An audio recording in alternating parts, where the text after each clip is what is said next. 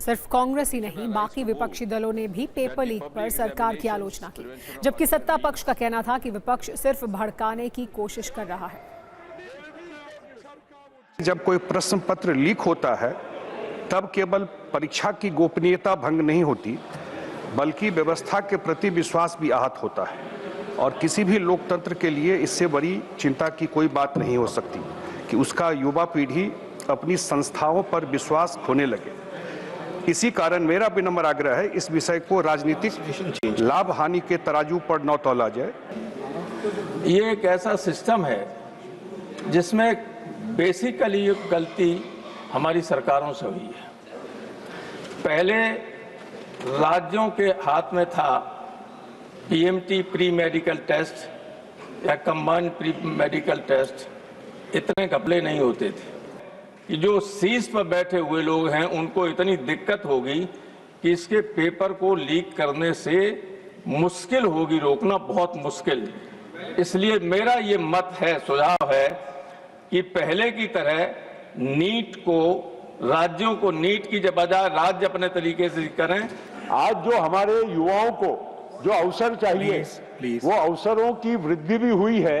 उस अवसरों की वृद्धि में मुख्य कारण ये है कि आज हमारे यहाँ पर चाहे मेडिकल हो, इंजीनियरिंग हो या अनेक जो शिक्षा के जो हमारे अलग अलग जो कोर्सेज हैं, उसको बढ़ाने के लिए बहुत तेजी से काम हो रहा है। और इसीलिए वो आपके बाजू में बैठे हैं।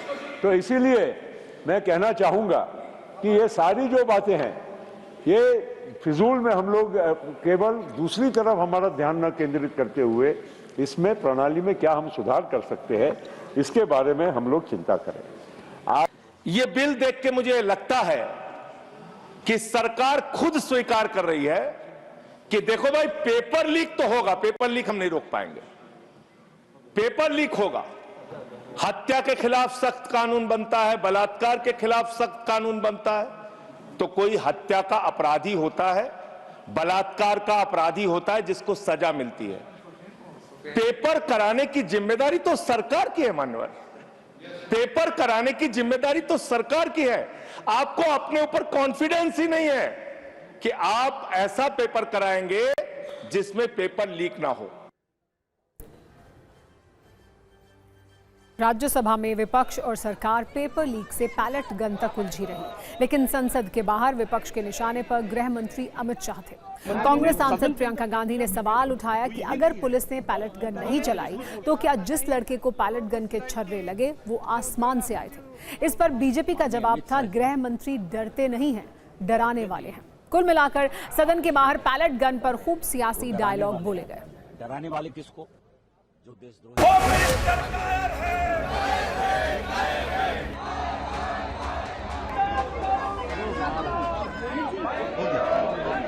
तो उस लड़के जो राहुल जी आपके सामने लाए थे, उस लड़के को, उसके पूरे शरीर में पैलेट्स कहाँ से आई? आसमान से गिर गई? माननीय अमित शाह जी डरते नहीं हैं, आप उससे डरते, वो डराने वाले आदमी। डराने वाले किसको? जो देशद्रोही ताकत है, जो आतंकवादी है, जो नक्सलवादी है, जो देश को टुकड़े टुकड़े करने की साजिश रच रहा है, वो सारे लोग उनसे डरते हैं। तो आप डर रहे होगे। Who ordered police action in Delhi? Who ordered firing in Delhi against students? We need an answer from the Home Minister of India. Why Home Minister of India running away from the Parliament? He is running away from the Parliament, and you are not even allowing LOP to speak.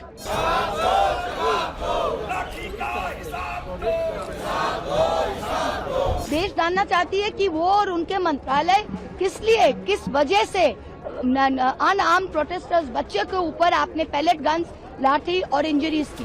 अगर कोई कहता है कि SDM ने अनुमति दी, तो क्या हमारे गृह मंत्री ने कहा कि एसडीएम ने गलत किया?